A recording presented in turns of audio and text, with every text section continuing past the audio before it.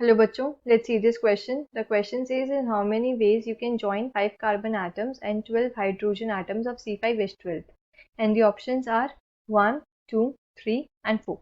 So इस question में बताना है कि कितने तरीकों से क्या है हम C5H12 के कार्बन एंड हाइड्रोजन एटम्स को ज्वाइन कर सकते हैं. So की concept of this question is की कॉन्सेप्ट क्या है इसके अंदर आइसोमेरिज्म.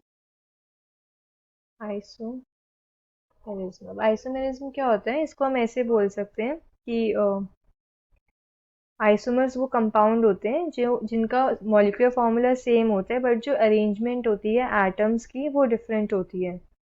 सो इनको हम ऐसे बोल सकते हैं having same molecular formula but different arrangement of atoms. Same molecular formula but different arrangement of atoms. Different arrangement of atoms.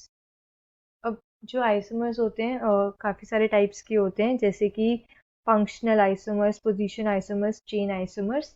Functional isomers वो होते हैं जिनका मॉलिक्यूलर फार्मूला सेम होता है बट उनके अंदर के डिफरेंट फंक्शनल ग्रुप्स प्रेजेंट होते हैं. अब position isomers molecular formula same होता है, फंक्शनल ग्रुप भी सेम होता है बट जो फंक्शनल ग्रुप की पोजीशन है वो डिफरेंट होती है.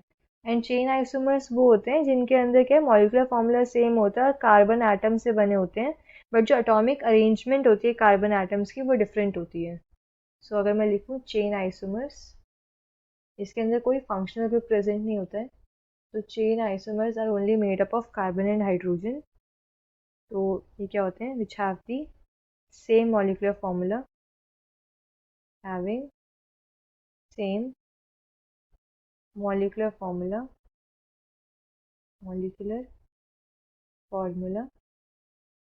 and are made up of carbon atoms and are made up of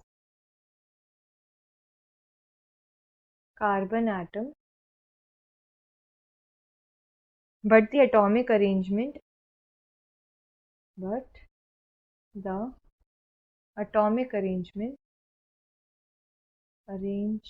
of these atoms is different.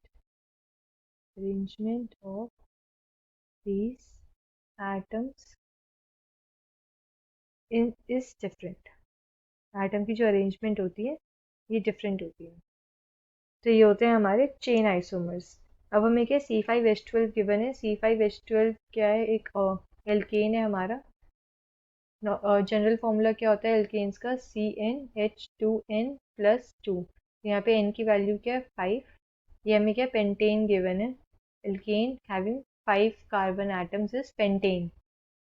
तो अब हमें क्या इसके आइसोमर्स ड्रॉ करने हैं. तो एक तो नॉर्मल पेंटेन होगा, अगर मैं स्ट्रेट चेन के अंदर 5 कार्बन एटम्स इनके अरेंज कर दूं तो ये हो जाएगा मेरे पास CH3, CH2, CH2, CH2, CH2 and CH. ये हो गया मेरे पास CH3, CH3, CH2, CH2, CH2, CH3, 5 carbon atoms and 12 hydrogen atoms. इसे हम बोलते हैं नॉर्मल पेंटेन.